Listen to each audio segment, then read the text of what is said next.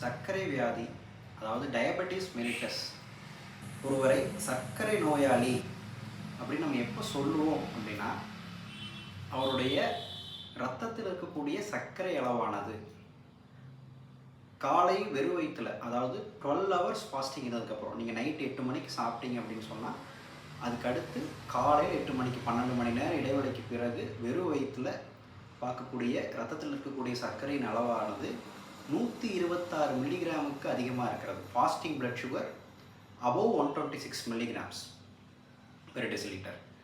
அதே மாதிரி அதுக்கப்புறம் சாப்பிட்டு 2 மணி நேரம் கழித்து இருக்கக்கூடிய குருதியில் இருக்கக்கூடிய சர்க்கரை அளவானது 200 மில்லிகிராமுக்கு அதிகமாக இருக்கிறது. இந்த நிலையை தான் நம்ம சர்க்கரை வியாதி அப்படின்னு சொல்லுவோம். இன்னொரு கிரிட்டேரியா பார்த்தீங்கன்னா, 3 மாதம் ஆவரேஜ் சுகர் ரத்தத்தில் HbA1c அப்படின்னு சொல்லுவோம். அந்த அளவானது 6.5க்கு அதிகமாக இருந்தால் நீங்கள் ஒரு சர்க்கரை நோயாளி அப்படின்னு நோய் கணிப்பு செய்யப்படுவீங்க.